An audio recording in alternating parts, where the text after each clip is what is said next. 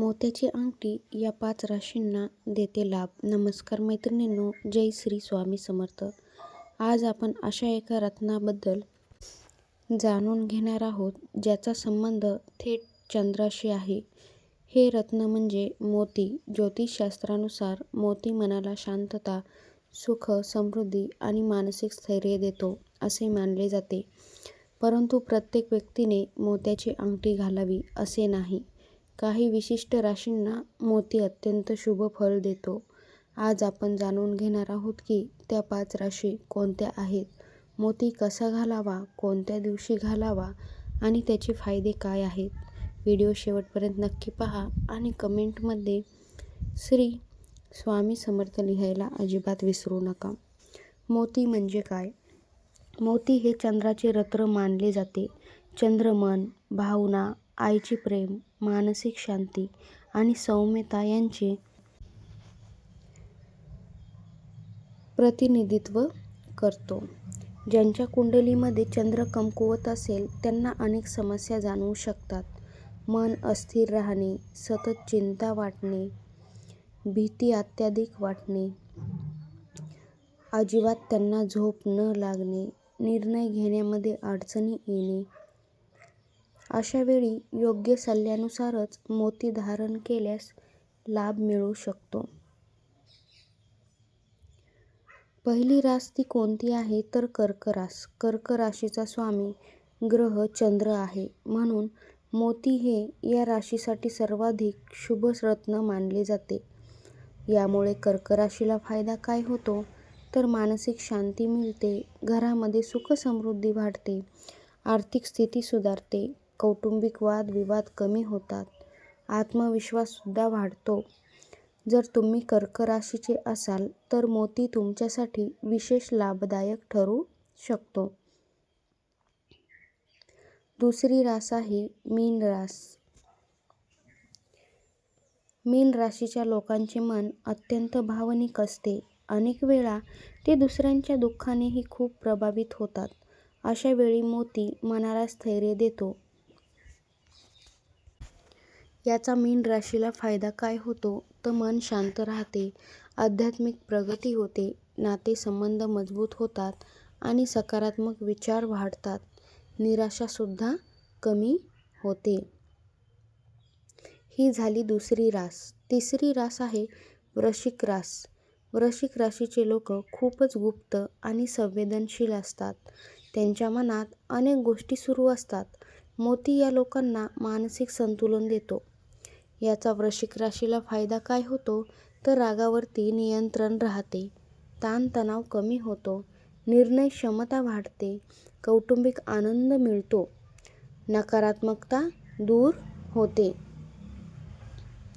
तर हे फायदे वृश्चिक राशीला होतात. चौथी रास आहे मीन म्हणजेच कर्क लग्न असलेल्यांसाठी. ज्यांची लग्न कर्क आणि मीन असेल म्हणजेच रास, त्यांच्यासाठी मोती खूप शुभ मानला जातो. अशा व्यक्तींना चंद्राचे सकारात्मक परिणाम अधिक प्रमाणामध्ये मिळतात. याचे फायदे काय होतात तर घरातील वातावरण प्रसन्न राहते, आई वडिलांचे आशीर्वाद मिळतात, मानसिक ताकदसुद्धा वाढते आणि नशीब साथ द्यायला सुरुवात होते.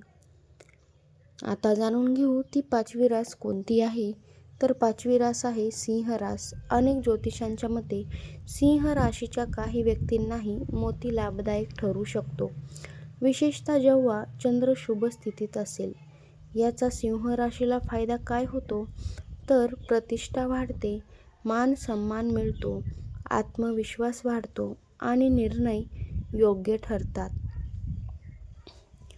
तर तुम्हाला प्रश्न पडलाच असेल की मोती कधी घालावा तर मोत्याची अंगठी घालण्यासाठी सर्वात शुभ दिवस म्हणजे आहे सोमवार.